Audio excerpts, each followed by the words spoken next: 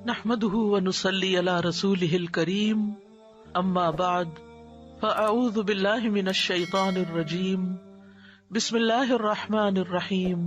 30 میں بھی پڑھتے ہیں کہ نبی صلی اللہ علیہ وسلم نے فرمایا جو شخص 10 بار قل هو اللہ احد پڑھتا ہے اس کے لیے جنت میں ایک محل بن جاتا ہے۔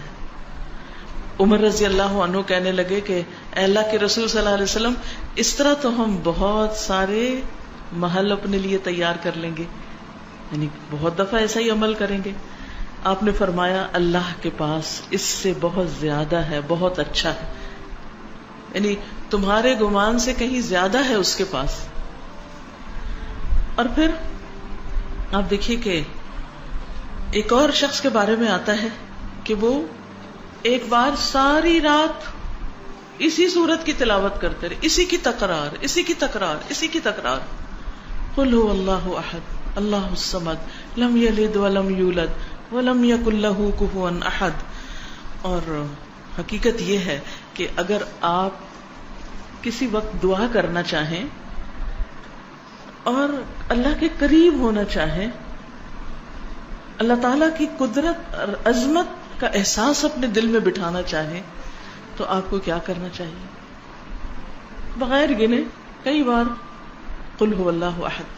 اگر آپ کو ریاکاری کا ڈر ہے، شرک کا اندیشہ ہے، شرک سے ڈرتے ہیں، اپنے اندر اخلاص پیدا کرنا چاہتے ہیں تو اسی صورت کو پڑھیں، بار بار پڑھیں، اور پھر اس کی تاثیر آپ دیکھیں، یہ کرنے سے پتہ چلتا ہے۔ نبی صلی اللہ علیہ وسلم کو جب یہ بات پتہ چلی کہ وہ ساری رات ہی پڑھتا رہا تو آپ نے اس کو منع نہیں کیا۔ اس لیے اگر کوئی اس کو ایک سے زیادہ بار پڑھتا ہے تو کوئی منع نہیں ہے، لیکن اس کے لیے کوئی جگہ، کوئی وقت، کوئی گنتی، کوئی ہنسا، کچھ مقرر نہیں، کیونکہ ایک ہی آیت کا یا ایک سورت کا بار بار پڑھنا انسان کے اندر اس کا فہم زیادہ کرتا ہے، اس کے اندر غور و فکر اور تدبر زیادہ ہو جاتا ہے۔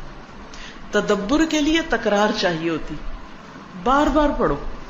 ہم تو ایک دفعہ قرآن پڑھتے ہیں اور اس کے بعد بند کر کے وہ اوپر شیلف میں رکھ دیتے ہیں، مکمل ہو گیا، اب مزید اس سے کوئی کام نہیں۔